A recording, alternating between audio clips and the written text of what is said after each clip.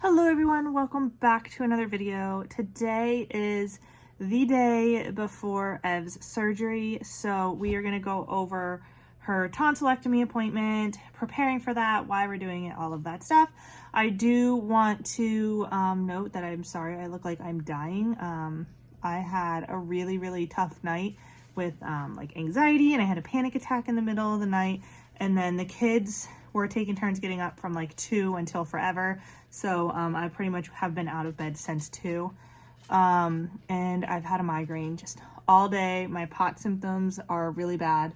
So I'm really struggling today, but we're still going to go through all of this because there's somebody out there who's going to want this information, and just, you know, it's going to put somebody else's mind at ease to see what we're going through before they go through it, because I know that would help me a lot. And there's really not a lot of current videos on tonsillectomies on YouTube. There's some out there, but not anything like really super recent.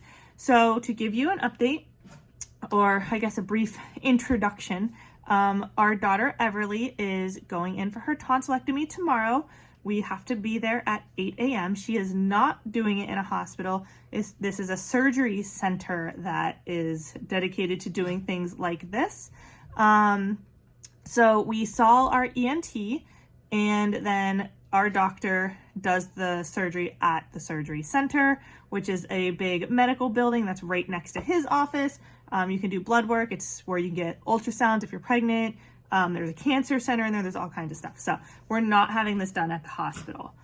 So why are we doing this? So Everly has always been like a really loud sleeper. She snores, she gasps for air, she wakes up going in the middle of the night, which is terrifying. I sleep in the room with her because it's scary. And so she is chronically fatigued. She is cranky, so cranky all day long. She's 4.5. She will take 3 to 4 hour naps in the middle of the day. Sometimes she only makes it till about 3 o'clock. She'll fall asleep. She'll wake up at like 7 o'clock at night, and then she'll be up all night, and she basically starts turning nocturnal. But it's really causing a lot of the like anger and just the fatigue, and she's just not pleasant. She's still like a happy kid, but she's not happy at the same time, if that makes sense. Very short fuse, just doesn't have a lot of patience. Sorry guys, the camera died there for a second. So anyway, the sleep apnea and stuff is absolutely terrifying. So I went to our family doctor, who said, well, I don't really want to give an ENT referral for a 4-year-old. And I think she's fine and all this stuff. And we don't see that doctor anymore. I decided to call the ENT myself and say, hey, my insurance does not require a referral. Will you still see my child? And they said, yep, bring her on in. We brought her in. He had her open her mouth to look at her throat, and he goes, yep, those need to come out immediately. They should have been gone a long time ago. So I'm just, if you've been following the channel, you know the chaos that I've been dealing with medical stuff and medical gaslighting. So anyway, we don't see the other doctor anymore.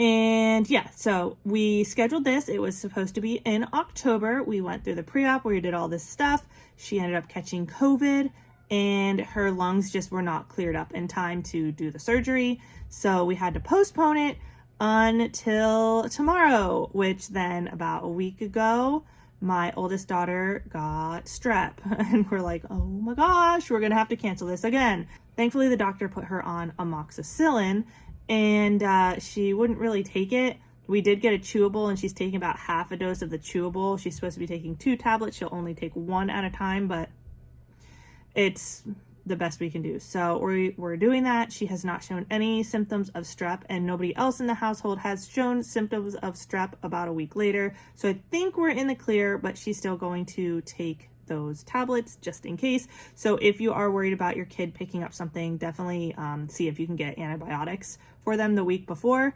That's what our doctor did for us, and they said as long as her chest was clear, she would still be able to have the surgery. And she has chronic coughing, and her nasal passages are like, we're pretty sure they're 100% blocked by her adenoids, so those are coming out as well. We won't know until the day of the surgery once they're out and everything, but so she sounds nasally and chronically congested all the time, and since her tonsils are always swollen and causing problems, she has a chronic cough. So a lot of times we just don't know when she's sick. So she could have had strep already and we just didn't know it. So that is that. Now for the surgery, like I said, we're going to a surgery center. We're not going to a hospital, but the procedure and everything is still the same. So we are going to be bringing in a blanket for her. We are going to be bringing in a stuffed animal or like a comfort item for her. I bought her a brand new rainbow colored blanket. She already has a comfort item that she's had for pretty much her whole life. So they told us to bring all of those in. She cannot have anything to drink or eat after midnight tonight. We have to arrive at 8 a.m. They are going to monitor her there. They will be putting her to sleep with gas first, so they're not going to just administer an IV on a 4-year-old and put her to sleep and fight her that way. So they will use gas to put her out first, and then they will be giving her the IV after that. The procedure should take about 20 to 30 minutes. If you've never been through a tonsillectomy or don't know a lot about it, it is very, very, very quick. By the time like you're out and you're settled down, you're like, oh, I wonder how my kid's doing, all that stuff. The doctor's out and is like, hey, kid's done. Very, very quick procedure. At our surgery center, they are going to have her wake up and look at her and everything, and then we are going to have to wait there with her for 2 hours, and after the 2 hours, as long as everything is looking totally fine, they will remove her IV and let her go home. And then we go through the whole healing process, which is a whole other ball game, and we'll upload videos of that as well. So today we are getting ready for her tonsillectomy. First thing I had to do in order to get prepared for this was to get foods that she's able to eat. Now, the weird thing about her is that she's very selective with food. So I don't know if it's a sensory thing, but the doctors and her care team seem to think that because her tonsils are so bad, she has trouble swallowing some things. So the foods that she eats are already soft foods, so her diet really does not have to change. The only like crunchy solid food that she eats is goldfish, and it's the Aldi brand goldfish turtles. They're not actually like goldfish. So that's about it. So she can't have those, but she hasn't really been eating them a lot. But she eats hot dogs, mac and cheese, yogurt, ice cream, ice pops,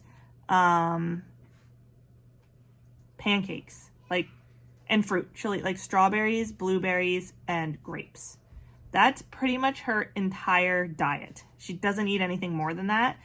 We are getting her into occupational therapy and food therapy to try to broaden that, but everybody's pretty sure that it's because of her tonsils that she is very selective with her eating. We also can't switch brands on things, so that's like a whole other ballgame. So like, we'll only eat this brand of mac and cheese. We'll only eat this brand of hot dogs. We can't stray from that at all, not even a little bit. So, yeah.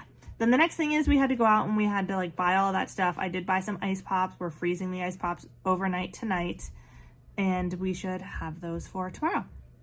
And then the comfort items, I'll go ahead and I will show you those. I put everything in the wash so it's nice and clean. I think I'm going to give her a bath tonight, get everything ready, and then we're going to put her to sleep.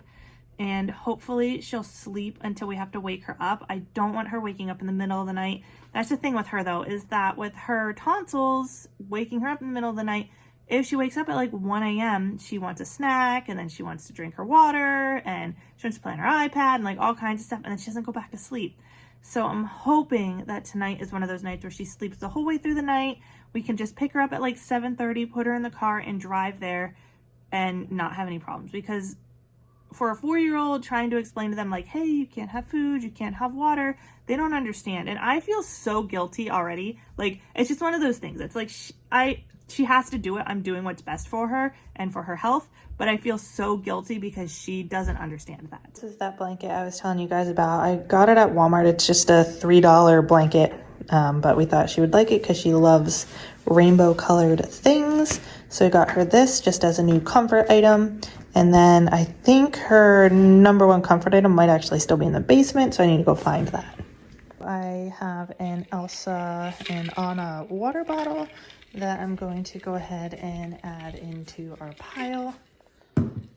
Also going to be bringing her amoxicillin. So this, she won't be able to take it in the morning.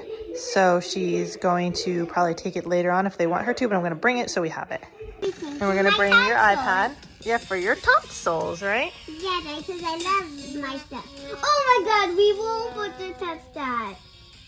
You weren't supposed to touch that? Yeah, I wasn't supposed to touch that button. Yeah, just letting you guys know. This child is a big personality for 4 years old, aren't we? Yeah. Are we a big personality? Yeah. Yeah, we are, aren't we? Yeah. Yeah. Love you. Love you too. Love you more. Look at my cute dog. Y'all have no idea the amount of mom guilt I have because she doesn't really understand. Ow. We've talked about it.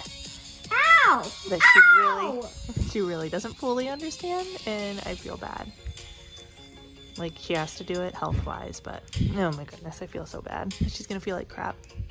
Love you. Love you too. This is her new doll. Are you gonna sleep with her tonight?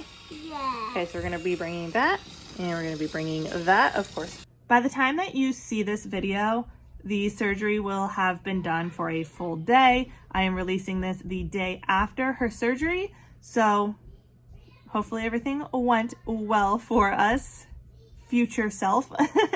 But yeah, tune back tomorrow to see how the surgery went. Thank you guys so much for watching this video. Give it a big thumbs up. Let me know in the comments if you have any questions or anything about the tonsillectomy.